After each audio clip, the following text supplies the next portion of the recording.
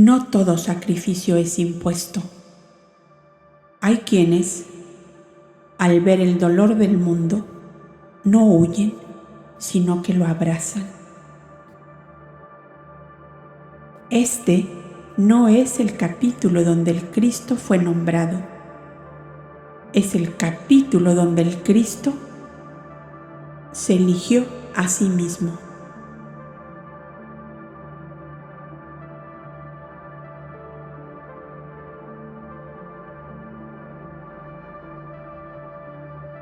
Bienvenidos a Voces de la Biblioteca Upasika. Soy Silvia Martínez y aquí las palabras despiertan memorias antiguas. Exploramos sabiduría ancestral, luz interior y mensajes para el alma. Suscríbete y acompáñame en este viaje sagrado. Comenzamos. En el santuario de Moab. Recordará el lector el puente de balsas que los solitarios habían construido para tenderlo en momentos dados sobre el mar muerto, que a la altura de Kir, y debido a la atrevida península de este nombre, se torna tan angosto como un brazo de río de escaso caudal de aguas. El puente había sido sustituido por una barca con capacidad para 20 pasajeros. Así ahorraban el largo y peligroso camino de las salinas y lo más escarpado y fragoroso del desierto de Judea para llegar al monte Moab. 2 días después de la conversación sostenida con Johanán, Yasua y él se embarcaban acompañados de Esdras y Eleazar, más el servidor Sadoc, que en cumplimiento de una ordenanza debía ser quien presentara a los 2 jóvenes que iban a ser consagrados maestros de divina sabiduría. Una especie de santo orgullo llenaba de alegría al viejo servidor del santuario del Cuarantana, que cuando los remos impulsaron la pequeña barca hacia Moab, repetía con los ojos húmedos por la emoción: yo vine hace 21 años a anunciar tu llegada a la vida física, Yasua. Y hoy vengo a traerte para que los 70 te consagren maestro de los más altos conocimientos divinos. ¿No es esta una gloria inmensa que yo no merezco y que nunca pude soñar? También Eleazar y yo, decía Esdras, tuvimos nuestra parte en la llegada de Yasua a la tierra, pues fui yo quien le anoté en el gran registro de Israel. Tomo 724 existente en la primera sinagoga de Betlem, y Eleazar, con Simeón ya fallecido, servían al altar cuando Miriam y Joseph entraban en el templo para el ceremonial de la purificación y presentación del niño al Altísimo Dios de nuestros padres, Abraham, Isaac y Jacob. ¿Pueden darse más hermosas y sugestivas coincidencias? Y no olviden, decía a su vez Johanán, que estando yo en el seno materno, reconocí a Yasua, por lo cual inspiré a mi madre la sublime alabanza a Miriam, que nuestras crónicas han conservado. Todo esto significa, dijo Yasua, que tengo innumerables deudas con todos vosotros y que no sé cuándo estaré en condiciones de pagar. Es muy original cuanto me sucede. Por donde quiera que voy, encuentro acreedores con los cuales tengo deuda de gratitud. ¿Cuándo será que yo tenga que cobrar algo de vosotros? Ya te estás cobrando, hijo mío, desde que naciste, y te cobras en la única moneda que tiene valor para ti, el amor. Es cierto, servidor, contestó Yasua, es cierto. Si yo debiera devolver al Padre Celestial en amor cuanto amor he recibido, precisaría una vida de siglos para saldar mi deuda. Y en su mente plena de radiantes claridades, desfilaron como una procesión de estrellas todas las almas que en la tierra le amaban. Este suave recuerdo le enterneció casi hasta el llanto, y a media voz murmuró: No hay don que pueda compararse al amor puro y santo de las almas que saben amar.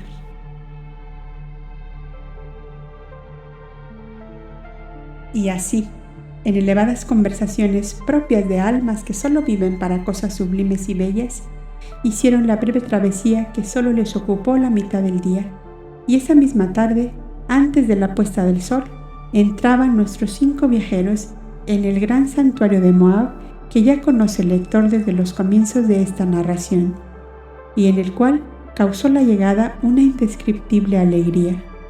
Esa misma noche tuvo lugar la primera asamblea para la consagración de Yasua y de Yohanan como maestros de divina sabiduría. Los 70 ancianos estaban subdivididos en 7 consejos, cada uno de los cuales tenía a su cargo el examen del pretendiente en una de estas 7 cuestiones que abarcan toda la ciencia de Dios, de los mundos, de las almas, y cada consejo constaba de 10 miembros. Primera cuestión, Dios. Segunda cuestión, los mundos. Tercera cuestión, las almas. Cuarta cuestión, la ley de la evolución. Quinta cuestión, la ley del amor. Sexta cuestión, la ley de justicia. Séptima cuestión, los mesías o inteligencias conductoras de humanidades.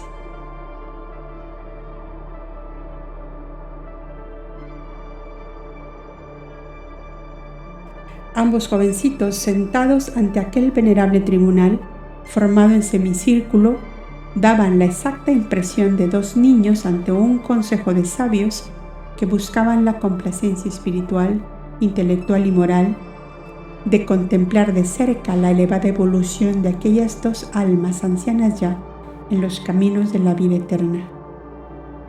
Yasua, perteneciente por su origen espiritual a la legión de amadores, y Yohanan por igual razón a la de espíritus de justicia.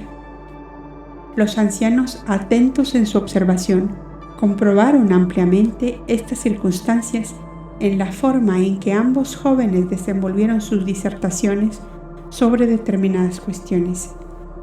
Cuando Yasua hizo su exposición sobre cómo debía entenderse la ley del amor, base inconmovible de la solidaridad y armonía universal, fue tal el fuego, la vibración, el entusiasmo que irradió su palabra, que el consejo de los 70, más los demás esenios que en calidad de espectadores asistían, estallaron en una salva de aplausos, rompiendo la costumbre de no exteriorizar en forma tan expresiva su aprobación. Algunos de los ancianos más sensitivos lloraban de felicidad y aseguraban no haber oído nada semejante en tantos y tantos estudiantes de divina sabiduría que les había correspondido examinar a la terminación de sus estudios. El viejo servidor del Guarantana y Esdras, que actuaban cerca de Yasua desde su nacimiento, se levantaron de sus banquetas sin poder contenerse y abrazaron llenos de emoción al joven maestro, que no podía desmentir el calificativo que le habían dado desde su llegada al plano físico. El Altísimo nos ha enviado como Mesías un serafín del 7º cielo de los amadores. Yasua, el serafín del 7º cielo, bajado en medio de esta humanidad terrestre, compuesta en su mayor parte de seres egoístas, malvados y viciosos, que ni con un milagro, si el milagro fuera posible, podrían ponerse a tono con esta arpa viva cuya vibración de amor y de armonía envolvía toda la tierra. Yohanan, a su vez, al llegar a su exposición sobre la ley de la justicia, apareció en verdad como el arcángel de fuego que era, venido junto al dulce Yasua para consumir un tanto la escoria de los caminos que el Verbo de Dios debía recorrer. Los ancianos se confesaban unos a otros que en toda su larga vida no habían actuado en otro examen tan brillante, tan empapado de la suprema verdad, tan a tono con la eterna idea, con el eterno pensamiento. Algún lector ansioso de superiores conocimientos podrá encontrar un lugar vacío en esta narración, al no dar a conocer las disertaciones filosóficas y morales de estos 2 sobresalientes alumnos. pero sería tal su extensión y profundidad que las 7 cuestiones por sí solas podrían formar un libro aparte, que no podía ser tampoco para toda clase de lectores, sino para los poquísimos que se dedican a la parte esotérica del sublime ideal cuyos vastos alcances culminaron en el Cristo divino. Nota de la autora en la obra Cumbres y Llanuras, en los capítulos El huerto de Juan florece y los pergaminos de Juan, el lector encontrará la disertación del Divino Maestro. Ahora os hablo así, decía él más tarde a sus amigos, porque vosotros no podéis aún comprenderme, mas cuando estéis conmigo en mi reino, veréis claro en todas las cosas. Estas prudentes y sabias palabras suyas debemos tenerlas muy en cuenta los que relatamos su vida, buscando que el Divino Salvador sea conocido y comprendido por la humanidad terrestre, heredad suya por toda la eternidad. Después de las 7 asambleas en que ambos alumnos dieron amplísimas pruebas de haber superado la alta ciencia a que las escuelas de conocimiento superior estaban dedicadas, se procedió a consagrar los maestros de almas con un ceremonial pleno de símbolos en extremo emotivos. Revestidos todos con sencillas túnicas de un violeta casi negro, sujeta a la cintura por un cordel de cáñamo, todo ello símbolo de penitencia y humillación, cantaron al compás de salterios el Salmo 57, en que el alma se abandona plenamente en la inmensidad del amor misericordioso, a la espera de la luz, de la fuerza, de la esperanza y el consuelo que solo de Dios puede venir. Terminado el salmo, guardaron silencio durante 1 hora, sumidos todos en profunda concentración espiritual, a fin de procurarse cada cual la más perfecta unión con la divinidad. Era además la ayuda espiritual que los ancianos ofrecían a los que iban a ser consagrados maestros de almas, conductores de grandes o pequeñas porciones de humanidad, a fin de que fueran iluminados sobre las grandes responsabilidades que aceptaban en esos momentos. Y Yahshua tuvo entonces la más tremenda visión que le dio a conocer claramente su camino en medio de la humanidad. Lentamente fue cayendo en ese estado estático en que el eterno amor sumerge a las almas que se les entregan plenamente en un total abandono, en completo olvido de sí mismas, para no buscar ni querer sino la divina voluntad.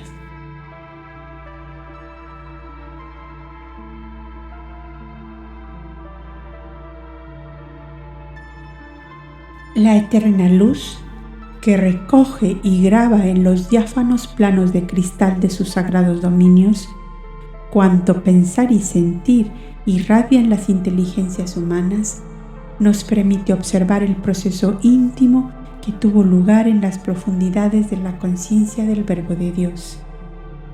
Se vio a sí mismo de pie al borde de un abismo inconmensurable y tan oscuro que solo con grandes esfuerzos pudo ver lo que allí acontecía, como repugnantes larvas, como menudos gusanos, cual sucios animalejos revueltos en una charca nauseabunda, formada de lodo y sangre, de piltrafas putrefactas, vio a la humanidad terrestre con ansias de muerte y entre estertores de una agonía lenta y cruel.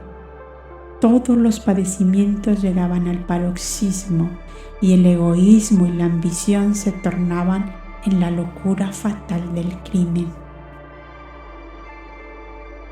Una 10ª parte de la humanidad eran verdugos vestidos de púrpura, oro y piedras preciosas, que entre la inmunda charca se divertían en aplastar como hormigas a las 9 partes restantes, sometiéndolas a la tortura del hambre, la fatiga, las epidemias, la desnudez, del frío, del fuego, de la horca, de las mutilaciones, de la esclavitud y la miseria en sus variadísimas formas. En las negras rocas que flanqueaban aquel abismo, vio en pequeñísimos grupos algunas lucecitas como de cirios que ardían, y sus llamitas exagües se levantaban como pequeñas lenguas de luz elevadas a lo alto. Mas eran tan pocas que no alcanzaban a dar luz a la espantosa tiniebla. Vio en la inmensidad del infinito rodar mundos apagados fuera de sus órbitas que se precipitaban a esos vacíos del espacio que la ciencia oculta ha llamado cementerios de mundos muertos, y comprendió que en su vertiginoso rodar arrollarían al planeta Tierra, cuyas corrientes de bien y de mal estaban en completo desequilibrio, pues el mal era inmensamente mayor que el bien, y al igual que un cuerpo orgánico, su descomposición era tal que la destrucción final se hacía inminente momento a momento. Comprendió que la visión le diseñaba un futuro más o menos cercano.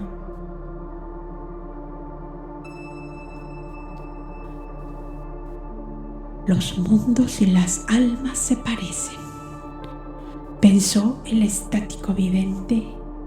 Una misma es la ley de evolución que las rige. Acto seguido, vio levantarse del fondo mismo de aquel negro abismo una blanca claridad como una luna de plata que subía y subía y subía.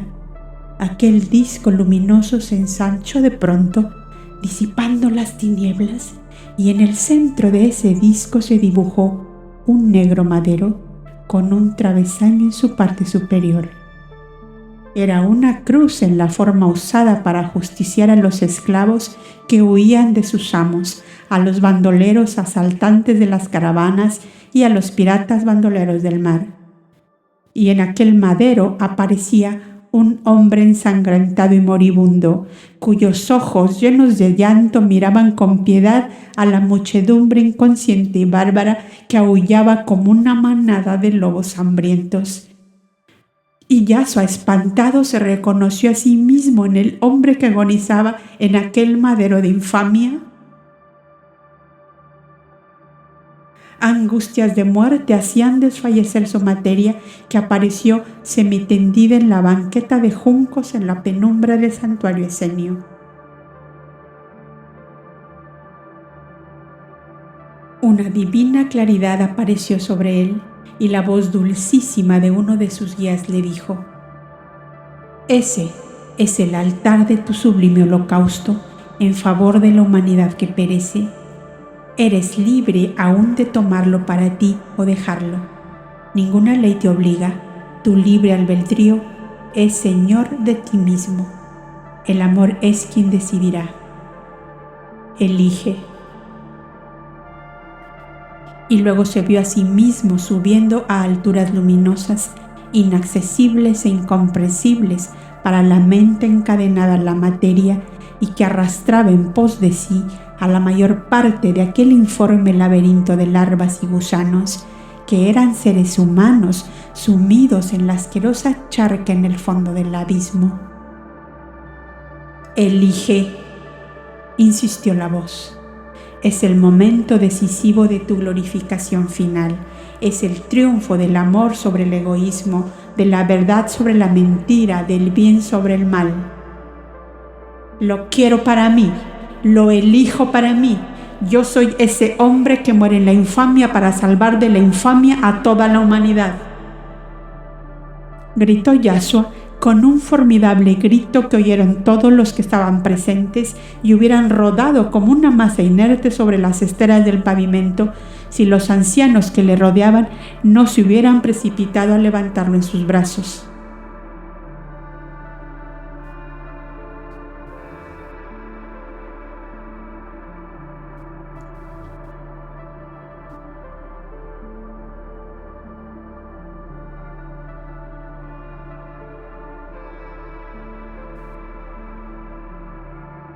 Al día siguiente, Y cuando el sol estaba en el cenit, todos los moradores del gran santuario de Moab vestían túnicas de lino y coronas de mirtos y de olivo.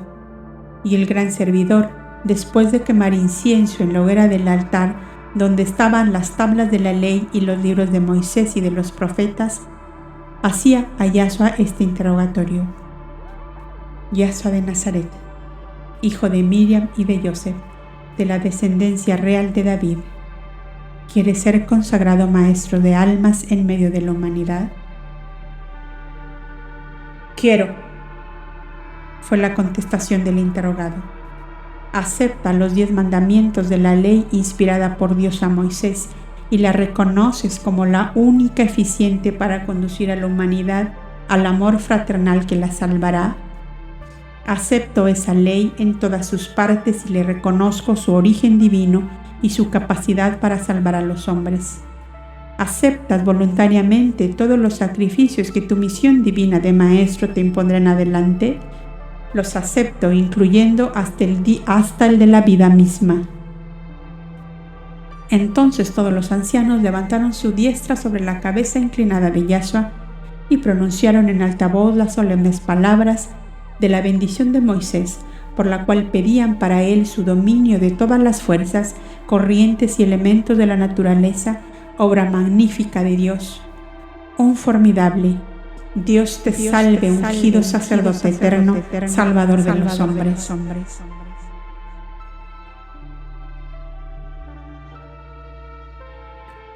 Resonó como un concierto de voces varoniles bajo la austera bóveda de rocas del santuario de Moab. Los esenios todos, con sus rostros venerables bañados de lágrimas, abrazaron a Yahshua uno por uno. Cuando le tocó el turno a Yohanan, éste le dijo: El Padre Celestial habló por fin para ti.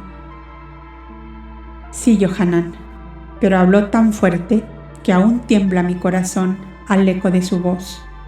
Ya no podré nunca reír, porque he comprendido todo el dolor y la miseria de la humanidad.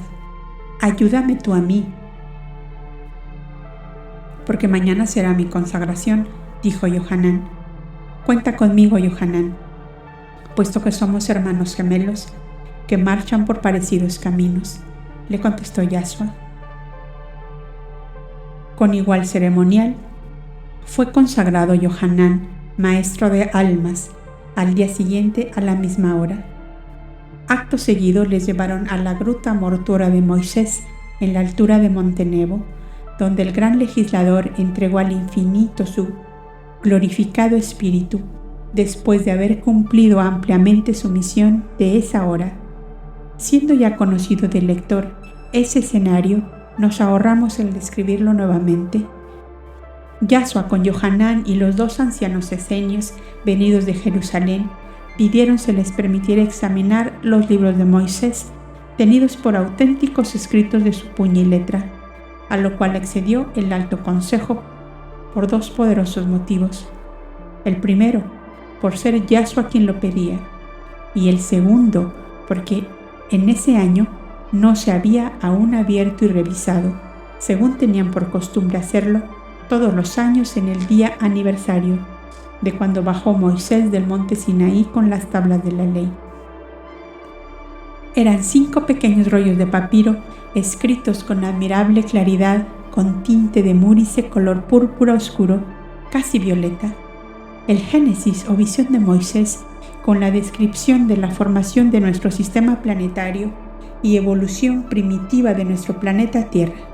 El Éxodo, o sea, un relato breve con la nómina de los hebreos que entraron a Egipto con Jacob cuando fue llamado por su hijo José, más los nombres de los jefes de familia de cada una de las 12 tribus descendientes de los 12 hijos de Jacob y el número total de ellas. Y al final se leía esta ordenanza al pueblo: se nombrarán 7 escribas que lleven registros de los hijos de Israel que salieron de Egipto, de los que mueran durante el viaje y de los que lleguen a la tierra prometida. El Levítico o libro sacerdotal, en el cual Moisés declara haber elegido para los cánticos sagrados, oraciones y ofrendas a Jehová, a individuos de la tribu de Leví, en razón de que el patriarca Jacob, su padre, le dio una especial bendición por ser, entre todos sus hijos, el más inclinado a la oración y trato íntimo con Dios, el cual clamaba y rogaba varias veces cada día: tú y tu simiente, le había dicho, enseñaréis al pueblo a orar delante de Jehová. Y los primeros sacerdotes elegidos entre los levitas fueron Aarón, hermano adoptivo de Moisés, y sus 4 hijos, por la justicia y rectitud que resplandecieron siempre en ellos. Describe la ceremonia de la consagración de acuerdo a indicaciones que le fueron dadas del mundo espiritual a lo que él llamaba voluntad de Jehová. Luego describe brevemente las jornadas hechas por el pueblo desde que salieron de la tierra de Gosén en Egipto hasta que llegaron a los valles del Jordán, mencionando de paso los pueblos o países en que hicieron paradas de descanso. Venía luego el papiro en el cual Moisés había anotado los nombres de los jefes de familia en cada tribu y el número de individuos de que estaba compuesta cada familia y cada tribu, tal como un libro registro, en el cual podía muy bien obtenerse la suma exacta de todos los componentes de la nación hebrea. A este escrito registro se le llamó Libro de los Números. Era el pueblo de Israel tal como se encontraba en los últimos años de Moisés. Y por fin la ley, o sea, los 10 mandamientos que conocemos, con algunas breves explicaciones aclaratorias tendientes a la buena y perfecta interpretación que debía darse a dicha ley, como por ejemplo el caso de que un individuo matase a otro sin intención y sin voluntad, solo debido a un accidente imprevisto, lo cual no implicaba delito ni merecía castigo, sino, antes piedad, por la desgracia ocurrida a ambos, pues uno se privaba de la vida y al otro le caía el odio de los familiares del muerto, por lo cual Moisés ordenó que se designasen 3 ciudades refugio para estos asesinos involuntarios, donde nadie les podía causar daño alguno. Y cada versículo o mandato de la ley tenía anexo un pequeño comentario aclaratorio para ayudar a la correcta interpretación. A los 5 breves rollos de papiro originales auténticos de Moisés, pudo comprobar Yahshua que en el correr de los tiempos se les habían hecho largas añadiduras, con el fin sin duda de mayores y más minuciosas aclaraciones, pero que en muchos casos variaban el sentido y el espíritu de esa ley, que en ningún caso ordenaba los castigos que habían de darse a los infractores, dejándolo esto a juicio del tribunal de los 70 ancianos elegidos por Moisés para solucionar todas las cuestiones civiles y morales. Y así se comprende muy bien que según el pensar y sentir de ese consejo que se fue renovando por la muerte de sus miembros, fueron los castigos a los infractores, lo cual tomó con el tiempo fuerza de ley, por aquello de que las costumbres aceptadas por la mayoría en un tribunal llegan a ser con el tiempo leyes inapelables. Y esto fue lo que pasó con la famosa ley de Moisés, tan breve, tan sencilla, y que al segundo siglo de su muerte estaba ya convertida en un voluminoso cartapacio de penas y castigos tremendos para los infractores, cartapacio que se fue ampliando más y más y más, como lo demuestra un libro crónica escrito por los ancianos de Moab, en que se relataba con fechas, detalles y nombres de los concejales que creyeron de justicia al decretar tales o cuales penas para las transgresiones que les eran denunciadas. Y así encontró Yahshua que a la mitad del segundo siglo de la muerte de Moisés aparecía por primera vez la lapidación o muerte a pedradas a un blasfemo cuyo nombre, familia y tribu a que perteneció estaba anotado cuidadosamente y con las firmas de los testigos que habían presenciado el hecho. En la misma página aparecía la lapidación de una mujer, esposa del concejal número 23, por habérsela encontrado culpable de infidelidad conyugal, y junto a esa condena, una votación de todo el consejo de los 70 para imponer en adelante y como escarmiento esta pena a toda mujer culpable de adulterio. La opinión se había dividido, pues los unos decían: la ley prohíbe el adulterio no solo a la mujer, sino también a los hombres, pues no especifica sexos. ¿Por qué pues se ha de dar muerte a la mujer infiel, a su marido, y no al marido infiel a su legítima esposa? La crónica esenia relata que de los 70 concejales, solo 12 tuvieron este criterio de que la pena debía ser igual para el hombre que para la mujer, y los otros 58 obtuvieron por mayoría el triunfo de su idea de que la mujer infiel debía sufrir la muerte por lapidación y que el hombre, en igual caso, fuera amonestado y obligado al pago de un tributo más o menos grande según sus bienes de fortuna.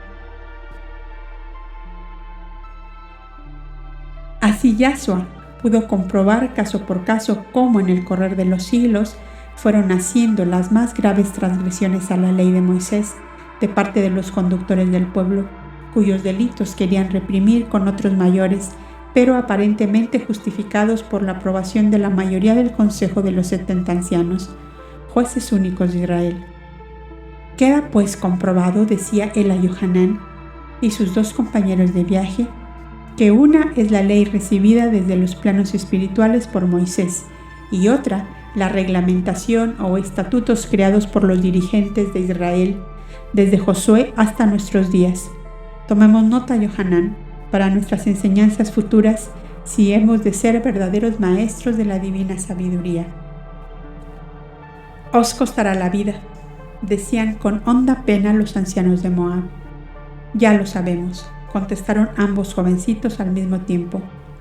4 días después, regresaron al santuario del monte Cuarantana, donde luego de una tierna despedida de todos sus moradores, tomó Yahshua el camino a Jerusalén acompañado de Esdras y Eleazar, que le dejaron junto a sus padres en la casa de Elía, donde ellos le esperaban.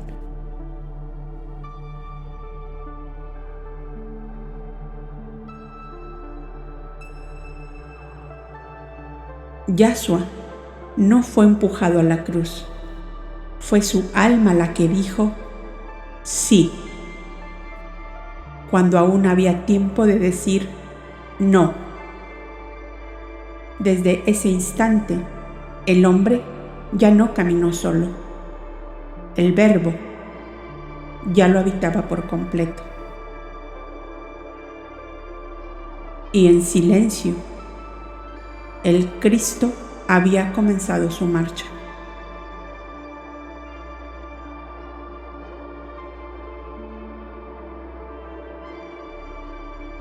Correspondencias arqueológicas y tradicionales del capítulo en el santuario de Moab. Este capítulo no ocurre solo en Moab, ocurre en cada alma que está lista para entregarse por completo. En el monte Nebo, situado frente a Jericó, es citado en la tradición bíblica como el lugar donde Moisés vio la tierra prometida y murió. En esta narración, ese mismo monte se transforma en umbral iniciático, donde Yahshua es consagrado como Salvador de las almas, estableciendo una continuidad oculta entre el éxodo mosaico y la misión crística. El santuario de Moab, más que un templo físico, representa un centro de sabiduría solar donde los grandes enviados son reconocidos por su vibración, no por su estirpe. Su conexión con los 70 ancianos evoca el concilio interno de las esferas elevadas, espejo terrestre de los consejos cósmicos. Los 5 papiros originales de Moisés, escondidos en la gruta del Nebo, marcan un punto de quiebre histórico. Allí, Yahshua descubre que la ley fue alterada y que su misión será restaurarla desde el amor y no desde el poder. Es un eco de los archivos akáshicos, memoria viva de lo que fue y lo que debe ser redimido. La túnica morada, el Salmo 57 y la visión de la cruz condensan el simbolismo del sacrificio voluntario. No hay martirio, hay decisión, no hay castigo, hay autoofrenda consciente como canal del amor universal.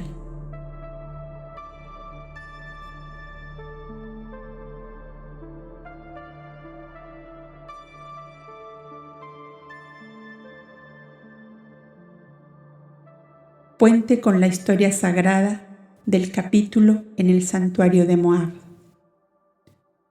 Este capítulo no pertenece solo al Evangelio, sino al linaje eterno de los iniciados solares. Así como Moisés subió al monte para ver la tierra prometida, así como Buda se sentó bajo el árbol para ver el dolor del mundo, así como Jesús será elevado sobre el madero. Aquí Yahshua se consagra sin testigos, pero con toda la galaxia escuchando.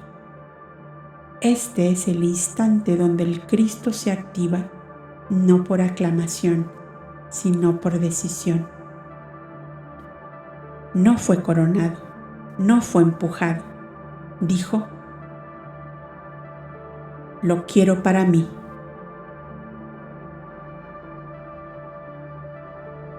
Y en ese eco, el alma de la humanidad comenzó a vibrar diferente.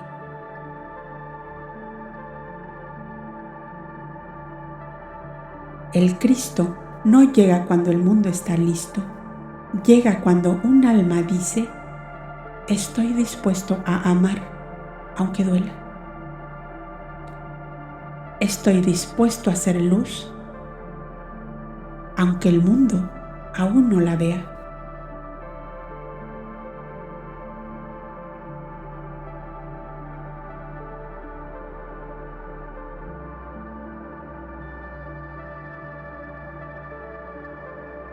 Gracias por compartir este instante de alma.